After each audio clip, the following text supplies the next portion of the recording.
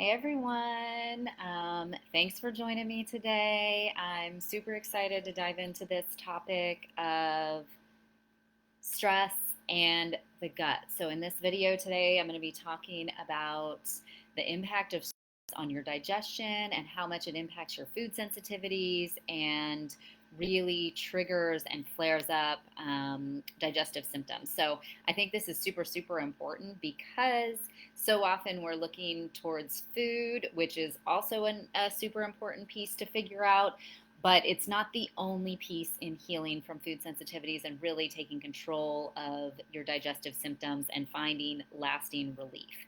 There are other things that show up toxic in the body and that can cause inflammation and can have just as big of an impact, if not a greater impact than some of the foods we're eating. So, obviously, if you really react to something, you want to look into that. We want to figure out your foods and what your individual food sensitivities are. That's a super important piece. But the next thing in line to that, in my opinion and from my experience, is looking at stress and figuring out how to minimize stress in your life, but also manage unavoidable stressors because everything can't be avoided, obviously. There's a lot of stress in today's world. So, in talking about this, I want to talk about a few of the reasons why stress impacts our gut so much, or how it impacts our gut, rather. So, one thing that happens with stress and with all the inflammation that it creates in our body and in our gut is that it impacts the microbial balance. And so, what this means is that it upsets the balance of the good and bad bacteria in the gut and really makes space for those pathogenic or disease causing bacteria to take over. These are the guys that really wreak havoc, and so many of us with food sensitivities, probably most of us, have an imbalance in these good and bad bacteria. So we need the good guys to outweigh the bad guys, and not that the bad guys can't be there at all.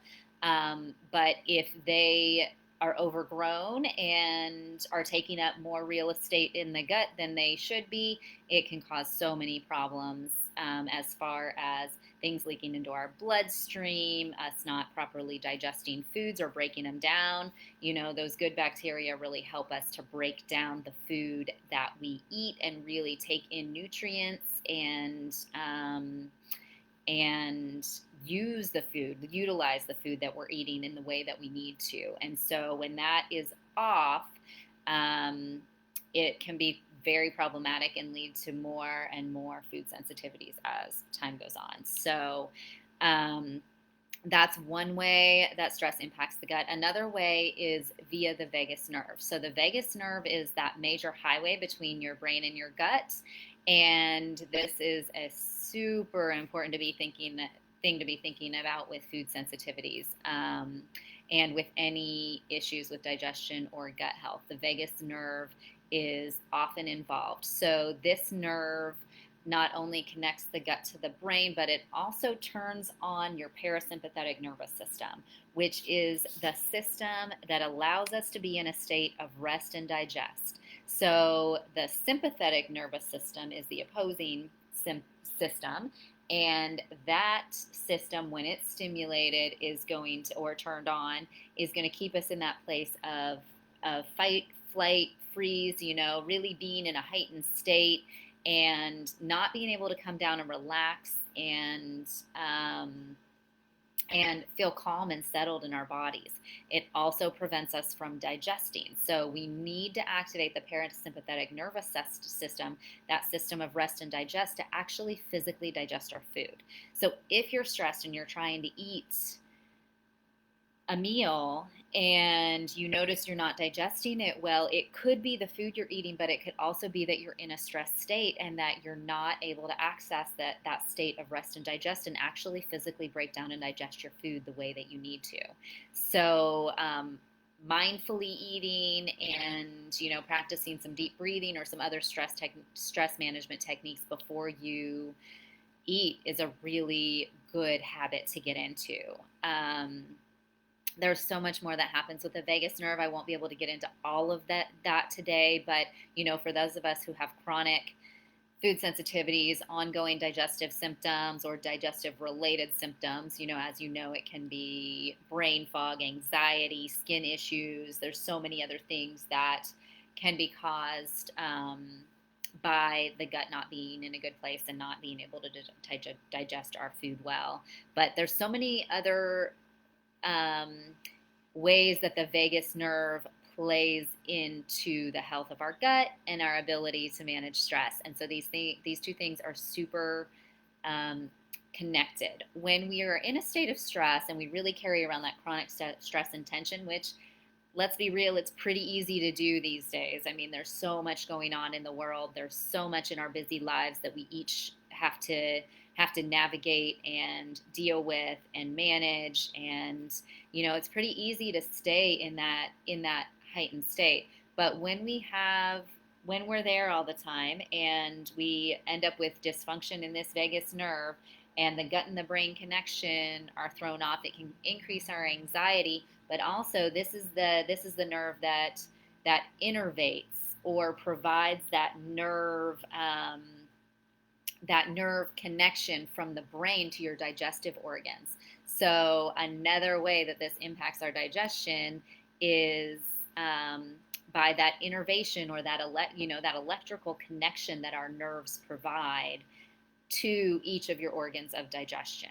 So this is a super, super important nerve to think about, super important. And anything you do to relax and be in a calm state will help support this nerve. It will help tone the vagus nerve and really can make a big difference in how the nerve functions. So really good things to be thinking about and to look into if you're on a healing journey and really trying to take control of your food sensitivities. So as we've already said, when we're in a state of stress really shows up as a toxin in the body. Just like an inflammatory food or a food that doesn't serve you well would cause inflammation, stress causes inflammation and toxins, and the body and the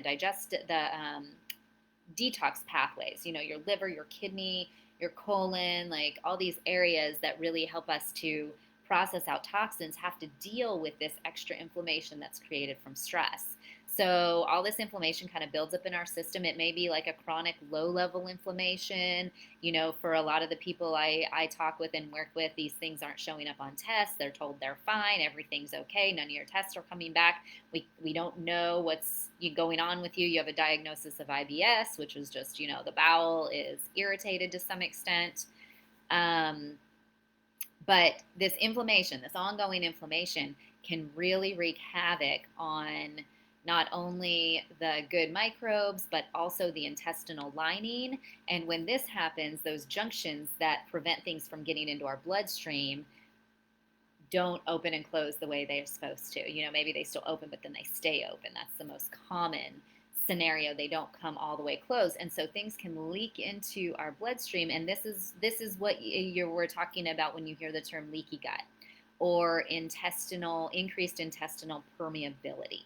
It means things are coming through that lining and getting into the bloodstream that shouldn't be there.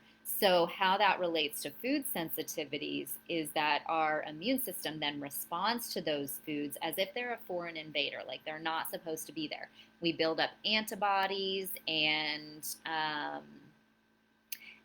we can end up with more food sensitivities as time goes on. So, the work that I do and what is so important is kind of getting the message out there that there's all these different areas that we can work with to help our body heal. We can figure out the food piece. We can really dive into what foods are serving you and what foods are triggering your symptoms. That's really important and a great first step. We also need to look at the stress and how this stress shows up as a toxin in the body and what's happening with that elevated level of inflammation that so many of us carry around. And, if our bodies are showing symptoms, we're probably not handling the food we're eating, the stress, maybe environmental toxins and these other things that really put a lot of stress on our gut. We're probably not handling those real well. Our bucket is full, we're overloaded, and we really need to do things to bring that back down.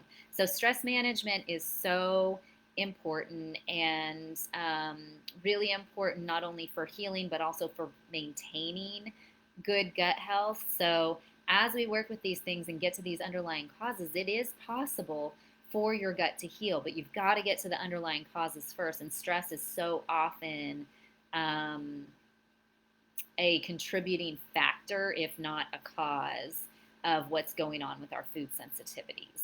And then, obviously, food and environmental toxins and the other things I've mentioned are just as important. So, really looking at each of these things and helping to remove those barriers gives our body the chance to come back into a healthy balance. Our bodies are always trying to come back to homeostasis, they're always trying to come back to a place where they can process what they can process out the things that we don't need in our body. But what's happening these days with our toxic overload between food, water, the air we breathe, furniture in our house, the environmental toxins, stress, emotional trauma, all these things that build up, is our bodies are constantly overloaded.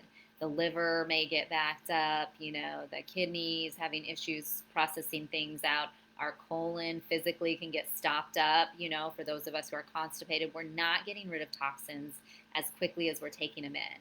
And so we can't handle this extra inflammation or extra stress on the body that's created from stress itself, right? So bringing those things down and really emptying the bucket a little bit and helping us come back to a good place, working with the vagus nerve, and really supporting the body in this way by having a routine, day, including stress management in your daily and weekly routine. And there's so many things we can do, anything that helps you feel relaxed or a little bit more relaxed. I know for everyone it's not achievable to feel completely relaxed, and I was there once too, so I totally get that. But anything you can do kind of on an ongoing basis, whether it's taking deep breaths, getting outside, standing barefoot in the grass and actually connecting to the earth, but even if you have your shoes on, being in nature, getting good sleep, meditating, yoga. There's so many things we can do to bring stress down. So choose something that you love, and I invite you this week to try and include it in your daily routine, or at least your weekly routine. Exercise is fantastic. There's so many things we can do to counter the stress, and any bit that you can bring it down even a little bit is really helpful and can really help to decrease this inflammation. So super important topic. I hope that you take my challenge and try to find something this week that can support you and contribute to less stress in your life, or better managing the stress that is in your life. And if you want more information about this kind of thing, I do offer a free training where I dive into the 5 key steps, the 5 key areas, some of these things that we've talked about today, between stress and figuring out your food, and looking at limiting beliefs, and really checking in and learning what your body really needs.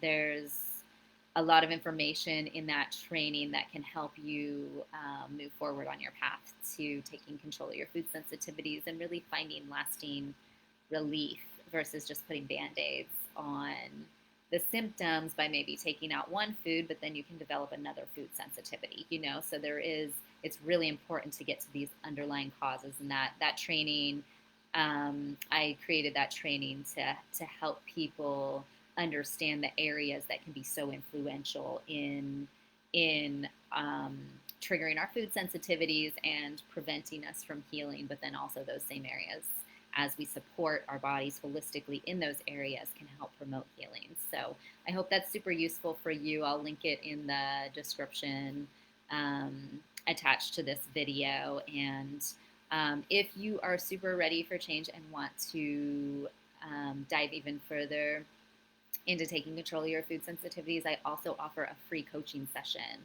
And I'm super happy to take that time with you and help you come up with a plan that will work in your life and for your body to really take control of your food sensitivities. During that time, we can dive into what your struggles are, and then also help you come up with this plan that can help you get to where you want to be. So let me know if you're interested in that. I will also link my calendar in the description attached to the video, and feel free to click there and choose a time that works for you. And yeah, I look forward to chatting with you, and I'll see you in my next video.